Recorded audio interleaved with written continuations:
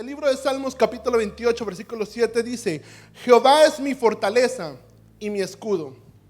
En él confió mi corazón y fui ayudado. Por lo que se gozó mi corazón y con mi cántico le alabaré. Vamos a hacer una oración. Señor, te damos gracias, Padre, en esta mañana que tenemos, Señor, reunidos delante de tu presencia. Agradecidos, Señor, por la oportunidad que nos das de estar aquí. Padre, te rogamos en el nombre de Jesús que tu Espíritu Santo hable a cada uno de nuestros corazones. Habla, Señor, a nuestras vidas, Señor, que tu palabra traiga, Señor, confirmación a nuestra vida de las cosas que tú quieres que hagamos, que mejoremos, Señor. Que tu palabra, Señor, nos confronte, Señor, tu palabra nos anime, tu palabra nos levante, Señor, para que podamos, Señor, enfrentar la vida con valor, con fuerza, con alegría. Te damos muchas gracias por tu palabra, Espíritu Santo. Y lo ponemos este tiempo en tu mano, en el nombre maravilloso de Cristo Jesús. Te damos muchas gracias. Amén y amén. Ese versículo con el que comenzamos me gustó demasiado. Habla: el Señor es nuestro ayudador.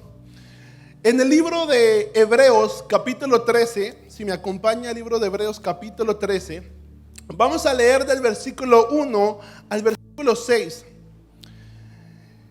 Esta carta a los hebreos se cree que la pudo haber escrito el apóstol Pablo o también Bernabé o Apolos.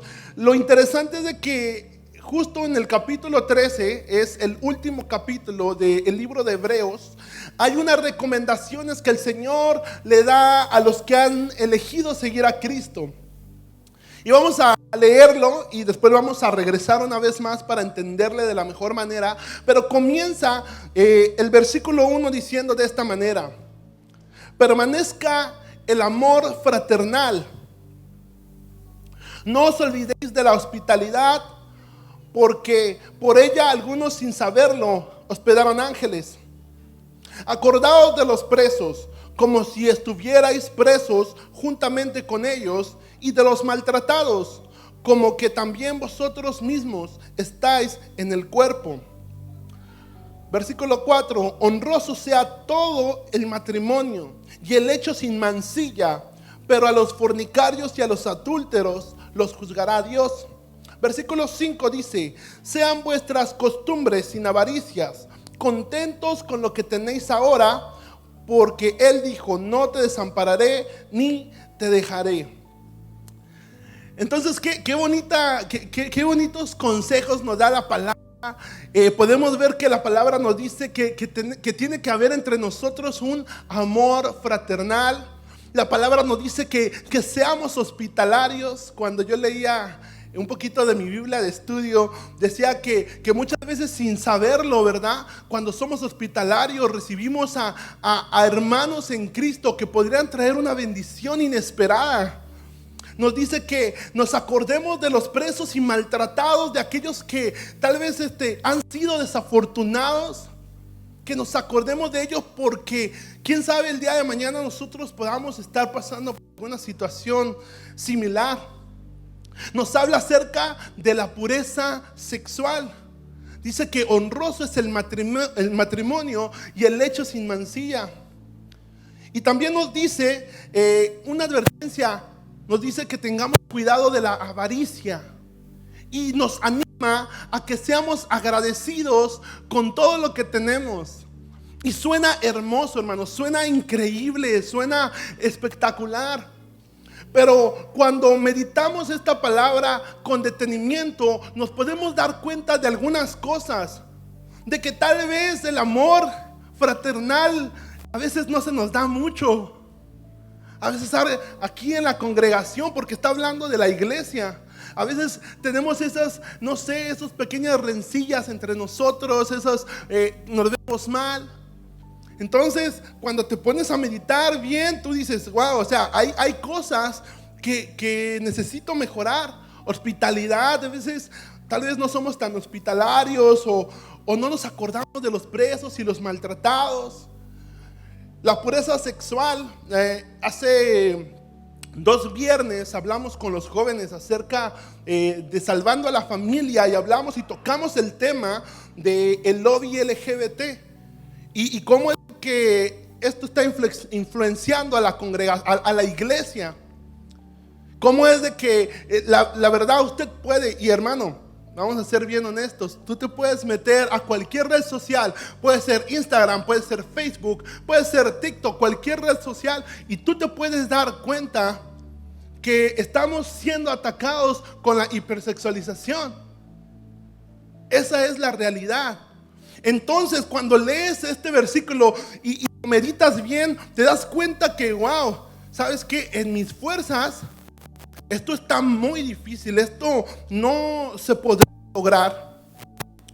Mas, fíjate, cuando vamos al versículo 6 del capítulo 13, versículo 6 del capítulo 13, dice, de manera que podamos decir confiadamente, vamos a leer desde el 5 para que entendamos el contexto. Sean vuestras costumbres sin avaricias, contentos con lo que tenéis ahora, porque Él dijo, hablando de Dios, no te desampararé ni te dejaré. Y en el versículo 6, aquí viene la palabra clave en la que vamos a estar enfocando el tema del día de hoy. Dice, de manera que podemos decir confiadamente, el Señor es mi ayudador. No temeré lo que me pueda hacer el hombre. La palabra de Dios dice, el Señor es mi ayudador. Lo que no puedo hacer con mis fuerzas, lo que para mí es imposible, en las fuerzas del Señor es posible. ¿Por qué? Porque el Señor es mi ayudador. Pero esto es hermoso, porque fíjense, la palabra ayudador que se menciona aquí, en el griego, en el original, se dice boé. Así, ayuda significa boé. Pero cuando se le agrega esa segunda palabra dos, boé dos, esa otra palabra significa correr. Es como un grito pidiendo ayuda. Cuando tú mencionas esa palabra, es como un grito que pide ayuda. Entonces lo que significa es literalmente que el Señor está listo para socorrer a sus hijos oprimidos cuando estos claman implorando su asistencia. Cuando dice el Señor es mi ayudador, es literalmente que vienes delante de Dios y clamas y dices, Señor, ayúdame, y el Señor corre a darte socorro, corre a darte ayuda. Eso es hermoso, hermanos. Es más, esto es en el Nuevo Testamento, pero en el Antiguo Testamento, en el libro de Isaías, capítulo 41, versículo 13, fíjate lo que dice la palabra del Señor. Este versículo me encanta, y esta es una de mis diapositivas. Este versículo me encanta, Isaías 41, 13, porque ¿saben qué? Es como que este versículo viene firmado de parte del cielo. Dice el Señor, porque yo soy el Señor tu Dios, que te sostiene tu diestra, que te dice, no temas, yo te ayudaré. Qué hermoso es nuestro Señor. Es un mensaje directo del cielo y el Señor te está diciendo, no temas, yo te ayudaré. Wow, hermano, qué bendición. Pero ¿saben qué, hermanos? Fíjense, en el libro de Romanos, el Nuevo Testamento, capítulo 8, en el libro de Romanos, capítulo 8, el apóstol Pablo está hablando con los nuevos creyentes, ¿verdad? Les está enseñando muchas cosas muy interesantes, como que desde que aceptamos a Cristo somos libres del pecado. Le está enseñando a los nuevos creyentes que no vivan conforme a la carne, sino conforme al Espíritu. Esa es la enseñanza que estaba dando el apóstol Pablo. ¿Por qué? Porque algunos ¿verdad? Aunque ya habían aceptado al Señor Jesús, de alguna de otra manera como que seguían regresando a vivir a su vieja manera de vivir en la carne. Entonces el apóstol Pablo en el libro de Romanos capítulo 8 versículo 15 les dice estas palabras que quiero que pongan atención, porque aquí viene algo muy interesante. Dice: pues no habéis recibido el espíritu de esclavitud para estar otra vez en temor, sino que habéis recibido el espíritu de adopción, por el cual clamamos: Abba, Padre. Fíjense la profundidad de lo que les está diciendo el apóstol Pablo a los nuevos creyentes. Les está diciendo, dice, recuérdense que ustedes recibieron el Espíritu, porque a través del Espíritu nosotros tenemos el privilegio no solo de venir a Dios y clamar a Dios ayuda como Dios, sino venir delante de Él reconociendo que Él es nuestro Padre. Puedes venir delante de Dios reconociendo que Él es nuestro Padre. Qué hermoso. Esto es maravilloso. Entonces ahí mismo en el capítulo 8 versículo 26 sigue hablando Pablo con la iglesia y les dice: y sabemos que los que aman a Dios, todas las cosas les ayudan a bien. Esto es, a todos los que conforme a su propósito son llamados. Les dice el apóstol Pablo: recuerda que a los que aman a Dios, todas las cosas les ayudan para bien. Eso es maravilloso, hermanos, porque estaba yo viendo, perdón, ese era el 28, ¿verdad? 26, vamos a 26. Fíjate, el apóstol Pablo sigue hablando con la iglesia y dice: de igual manera, el Espíritu, lo que estábamos hablando ahorita, el Espíritu nos ayuda en nuestra debilidad, pues es que hemos de pedir como conviene. No lo sabemos, pero el Espíritu mismo intercede por nosotros con gemidos indecibles. Nos está hablando de cómo es que el Espíritu Santo nos ayuda. Pero esto es muy interesante porque dice que nos ayuda en nuestras debilidades.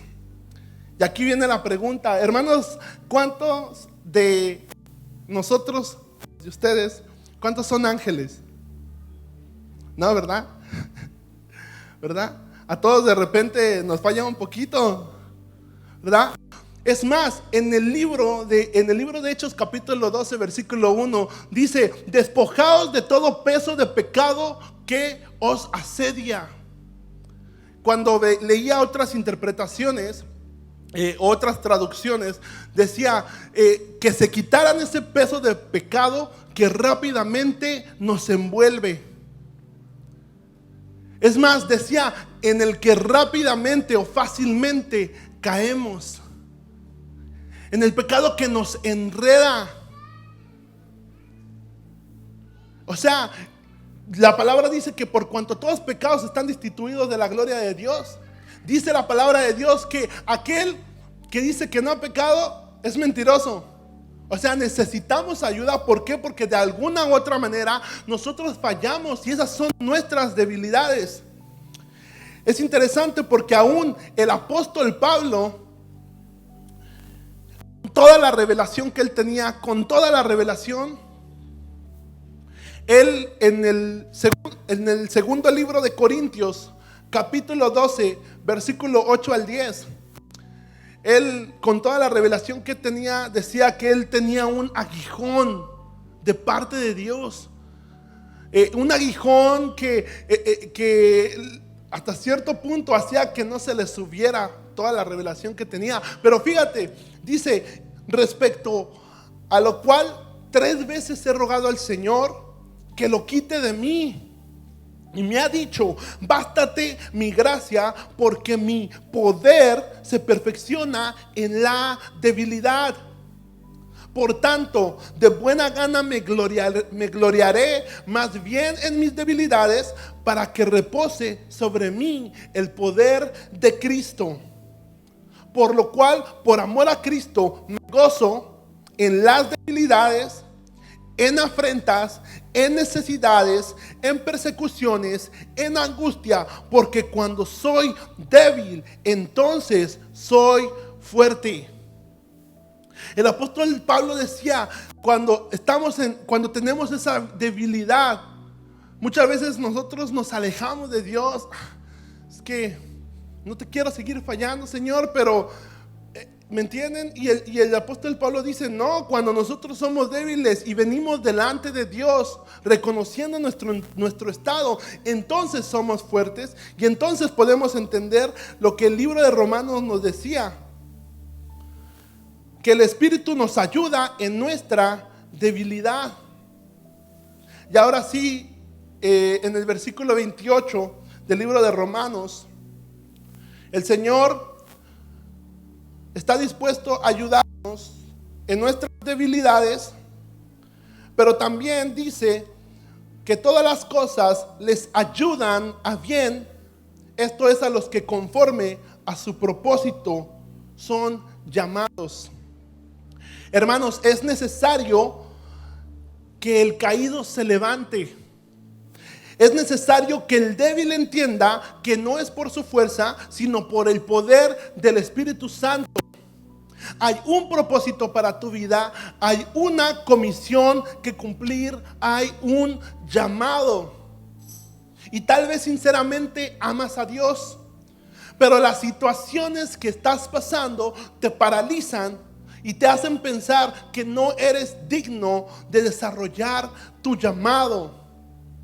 Mas sin embargo el Señor te dice, a ti que has sido llamado y que amas sinceramente a Dios, que todas las cosas sirven a bien, ayudan a bien. Aquellos que aman a Dios, pero que han sido llamados conforme a su propósito.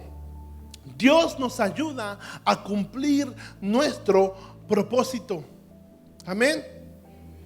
Ahora, Dios nos ayuda a cumplir nuestro llamado, claro que sí, mas en ocasiones pasamos situaciones difíciles, batallas. ¿Usted sabe qué es una batalla, hermano? ¿Verdad? Cuando hablamos en el contexto de la guerra, donde hay una pelea armada, ¿verdad? Y hay dos grupos, y entonces comienza la guerra, comienza la batalla, y cuando pierde uno, pierde la batalla y el otro gana, pero aunque ganes la batalla, muchas veces resultas herido. Muchas veces resultan con pérdidas, con bajas. Cuando está la batalla en ese momento llevándose a cabo, hay angustia, hay dolor, hay desesperación. Cuando estás en medio de la batalla es difícil. ¿Qué tal las batallas familiares? ¿Habrán batallas en casa? ¿Estaremos pasando alguna situación complicada, difícil? En el libro de Marcos, capítulo 9, versículo 17, si me acompaña al libro de Marcos, capítulo 17, vamos a ver la historia de un hombre que se encontró con Jesús. Marcos capítulo 9, versículo 17, y quiero que lo leas conmigo. Dice: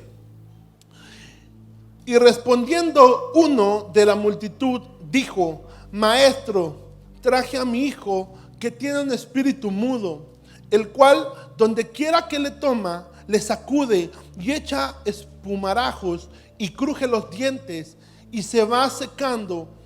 Y dije a tus discípulos que lo echaran fuera y no pudieron. Esto es muy interesante. Llega un padre de familia delante de Jesús, diciéndole: Jesús, necesito tu ayuda, necesito que nos ayudes. En nuestra familia está habiendo una situación difícil. Era un problema que tenía el padre con su hijo. Su hijo estaba endemoniado. Para mí que este padre ya lo había tratado todo, ya había ido con médicos, ya había él tratado en su casa de ayudar a su hijo, pero no podía y estaba desesperado. ¿Saben qué parecía? Parecía que era una batalla imposible de ganar. Parecía que la batalla ya estaba perdida.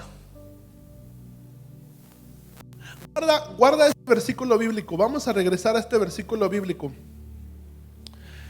Y quiero que me acompañes a Segunda de Crónicas. Encontré una batalla memorable en el Antiguo Testamento, en el segundo libro de las Crónicas, capítulo 14. Segundo libro de las Crónicas. El libro de las Crónicas es un libro muy interesante porque los libros de las Crónicas hablan acerca de las historias de los reyes de Israel. ¿Me entienden? Desde David, Salomón, y empieza a contarte la historia de los reyes.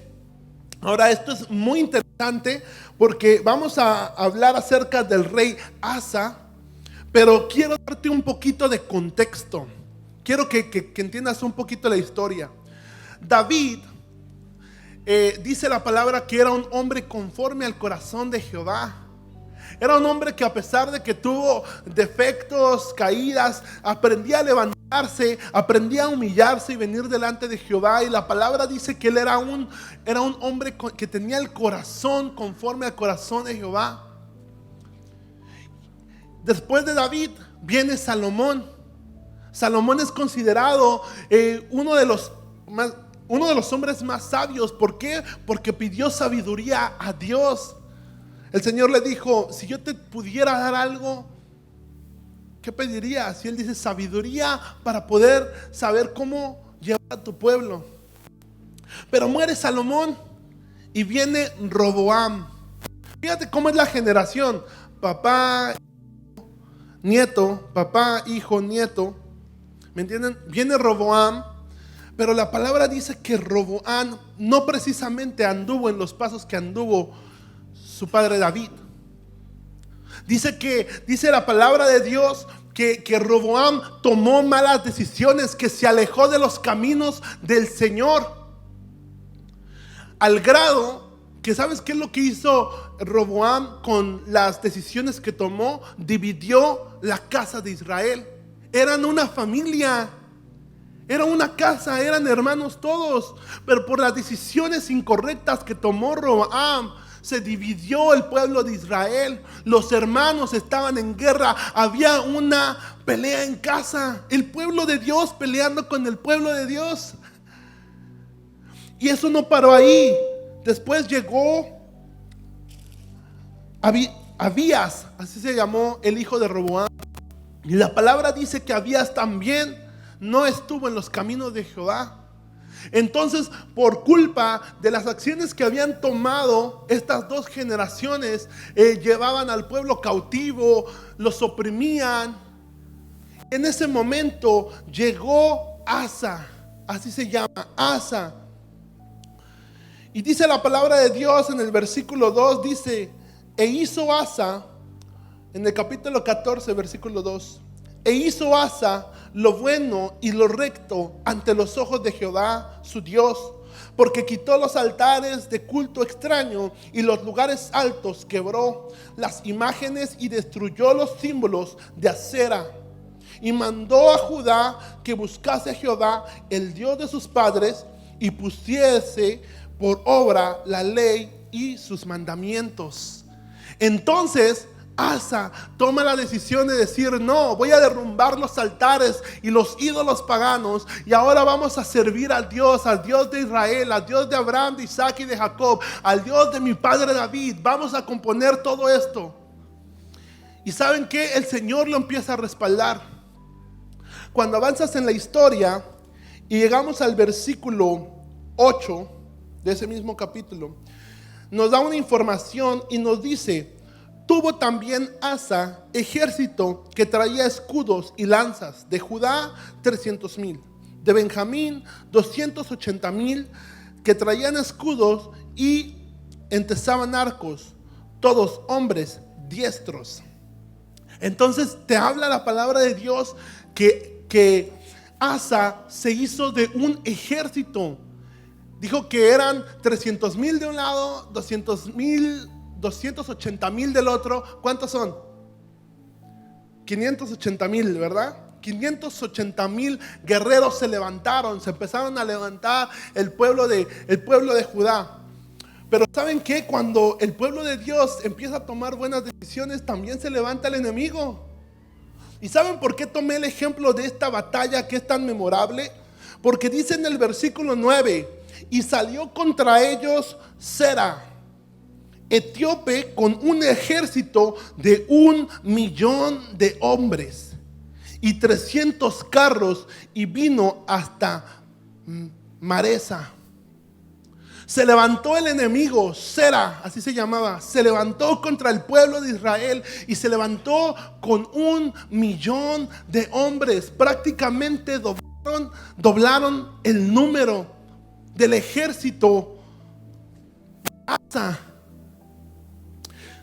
Entonces dice en el versículo 10, entonces salió Asa contra él y ordenaron la batalla en el valle de Cefata junto a Maresa. Y fíjense lo que pasa en el versículo 11. Aquí esto es la clave. Fíjense lo que hace Asa. Y clamó Asa a Jehová su Dios y dijo: oh Jehová, para ti no hay diferencia alguna en dar ayuda al poderoso o al que no tiene fuerzas. Dice: ayúdanos, oh Jehová, Dios nuestro, porque en ti nos apoyamos y en tu nombre venimos contra este ejército. Oh Jehová, tú eres nuestro Dios. No prevalezca contra ti el hombre. Versículo 12 dice: y Jehová deshizo a los etíopes delante de Asa y delante de Judá, y huyeron los etíopes. Esto es increíble, hermanos. ¿Saben por qué? Yo estaba buscando cuando el pueblo de Dios pedía ayuda a Dios, pero este ejemplo es memorable porque prácticamente el ejército de Sera era el mayor. Fue el mayor que hubo en todo el Antiguo Testamento. Por lo tanto, su derrota constituyó la mayor victoria militar en la historia de Israel. Fue la mayor victoria militar en la historia de Israel. Aún cuando la batalla parecía imposible de ganar. ¿Por qué? Porque el Señor dijo: yo soy tu ayudador, yo voy a correr a ayudarte. Cuando regresas una vez más al libro de Marcos y estamos viendo la historia de este joven que estaba endemoniado. Esto era un poco triste porque cuando ves la desesperación del padre, dice en el versículo 22, Marcos capítulo 9, versículo 22, dice: y muchas veces le echa al fuego y en el agua para matarle, pero si puedes hacer algo, ten misericordia de nosotros y ayúdanos. Hablando de ese demonio, decía este padre de familia preocupado por su hijo, decía: este demonio trata de matar a mi hijo. Dice: ten misericordia de nosotros y ayúdanos. Versículo 23, Jesús le dijo, fíjense lo que le dijo Jesús: si puedes creer, el que cree todo le es posible. La pregunta es, hermanos, ¿será que podemos creer? ¿Será que podemos creer en el Señor? Porque la respuesta fácil sería decir: sí, claro, yo puedo creer en el Señor. Pero si tú te das cuenta, en el versículo 24 dice: e inmediato el padre del muchacho clamó y dijo: creo. Él creía, pero había cierta duda. ¿Por qué? Porque ya lo había intentado todo lo que él podía hacer humanamente. Médicos, es más, fue con los discípulos de Jesús. Literalmente fue con los discípulos de Jesús a pedirle ayuda y ni los discípulos de Jesús pudieron libertar a este muchacho. O sea, el hombre no los pudo ayudar, no los pudo ayudar al Padre y al Hijo. Entonces le dijo al Señor Jesús: creo, ayuda mi incredulidad. Ayúdame a creerte, Señor Jesús. Ayúdame a creerte, porque ya lo intenté todo y todo me falla. Ayúdame a creerte. ¿Y saben qué, hermanos? El muchacho fue hecho libre. El Señor ayuda a que crezca nuestra fe. Ya voy a acabar. Dice, tal vez, hermanos, ustedes me digan: ok, Juan Daniel, entiendo todo lo que me dices, pero la realidad es que mi relación con Dios no es la mejor. Tal vez mi comunión con Dios está descuidada. No oro, no leo, no ayuno.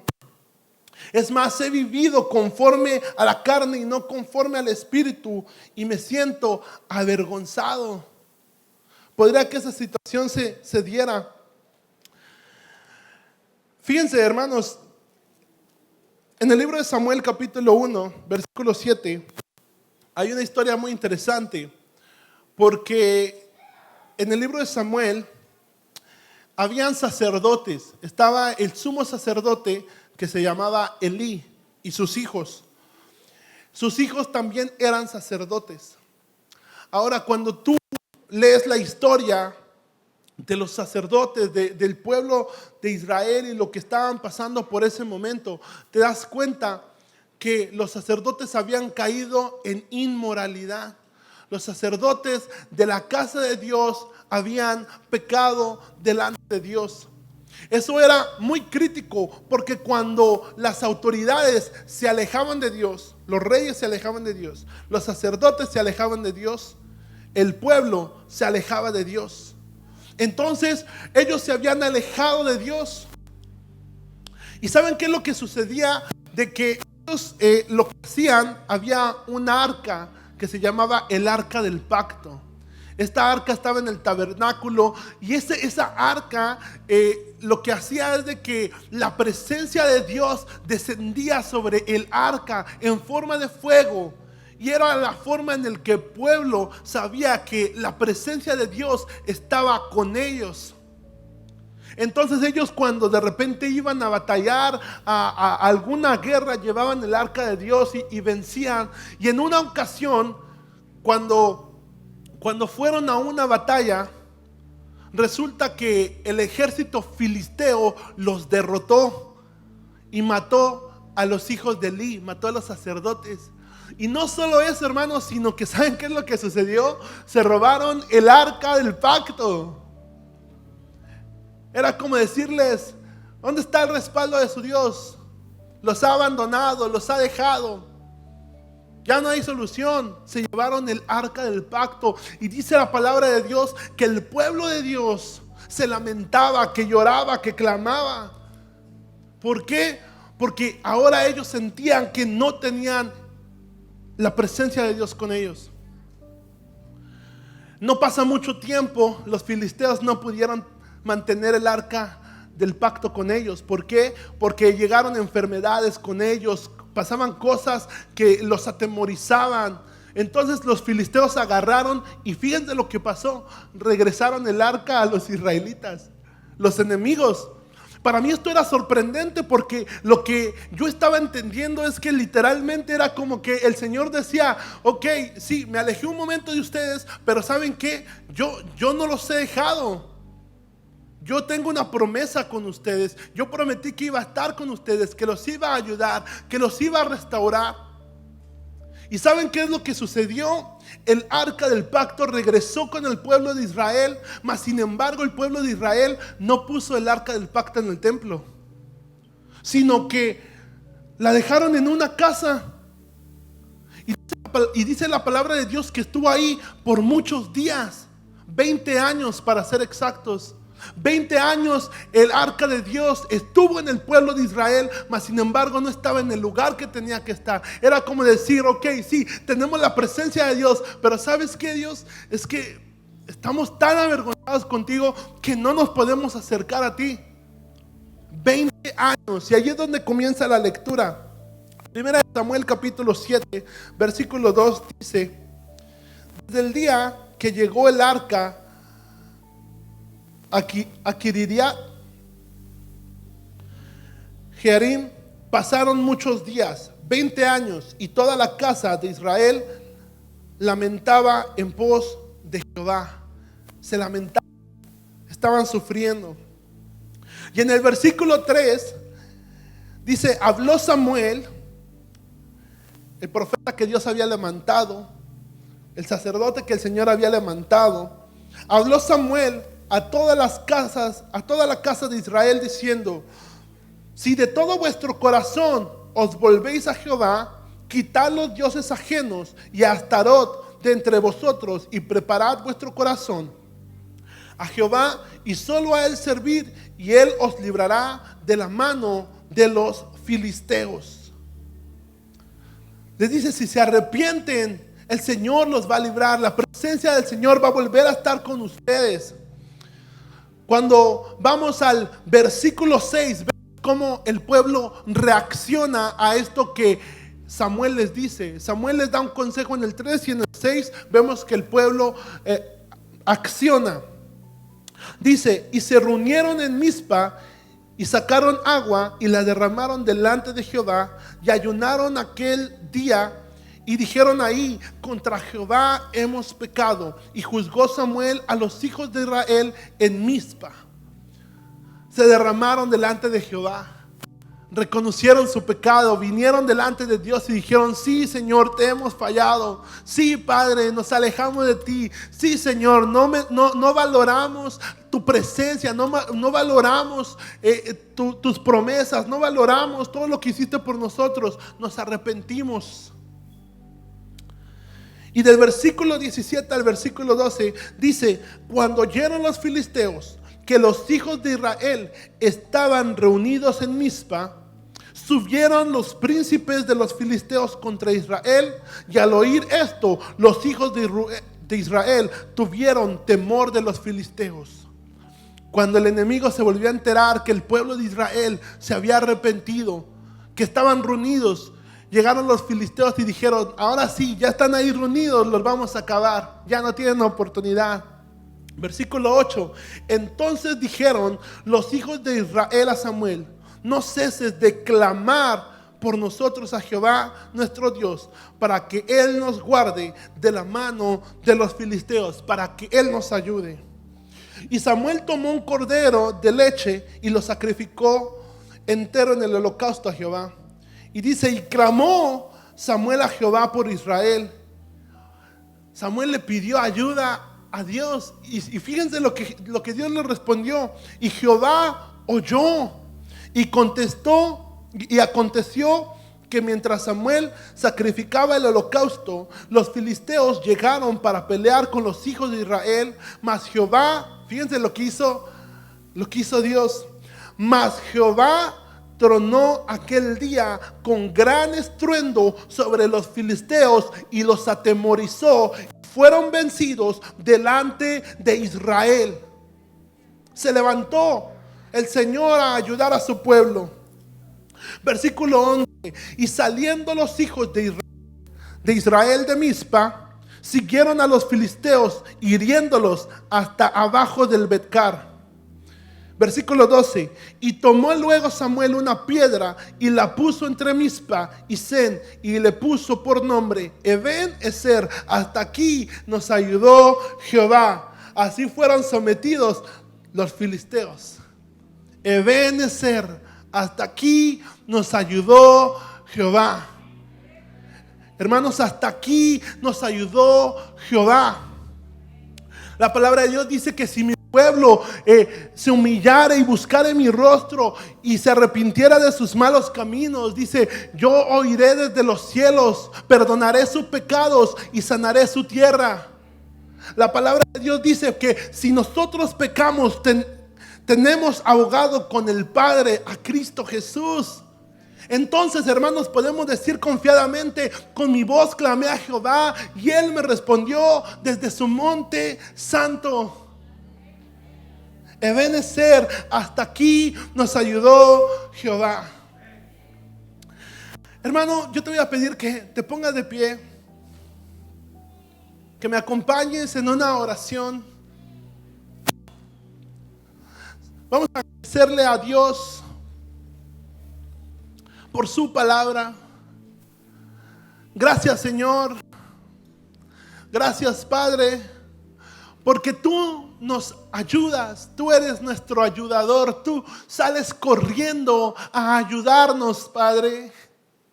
Gracias, Señor, porque tú nos ayudas en medio de nuestra debilidad. Gracias, Señor, porque tú nos ayudas en medio de nuestras batallas. Gracias, Señor, porque tú nos ayudas, Señor, aún cuando no tenemos esa relación cercana contigo. Gracias por el perdón de nuestros pecados, Señor. Gracias porque estás dispuesto a buscarnos, Señor, a donde nosotros vayamos. Gracias porque eres nuestro ayudador. Dile: gracias, Señor. Gracias, eres nuestro ayudador. Oh, Señor, en ti confiamos, Señor. Gracias, Padre. Hemos visto tu mano. Hemos visto tu mano en la necesidad. Hemos visto tu mano en la enfermedad. Hemos visto tu mano, Señor, en medio de la tormenta. No nos has dejado avergonzados, Señor. Hasta el día de hoy, Señor, has ido a buscarnos, Señor, corriendo a regalarnos socorro, bendito Padre. Oh, gracias, Señor. Y merecedores, Señor, y merecedores de tu gracia, y merecedores, Señor. Oh, nos arrepentimos de nuestros pecados, Señor. Nos arrepentimos, Señor. Oh, Padre, no apartes de nosotros tu presencia. Oh, Señor, tu palabra dice, Señor, que tú fuiste a la cruz y llevaste nuestros delitos y pecados, Señor. Quedaron clavados en la cruz. Llevaste nuestra vergüenza. Oh, llevaste nuestra vergüenza, Señor. Oh, gracias, Señor. Oh, creemos, Señor, en tu palabra. Oh, Señor, tú vas a levantarnos, Señor. Tú acudes a nuestra ayuda. Tú vas corriendo por nosotros. Oh, somos amados. Hermano, eres amado. Gracias, papá. Gracias porque nos ayudas. Nuestro ayudador. Te amamos, bendito Señor. Te amamos, bendito Rey. Gracias, papá.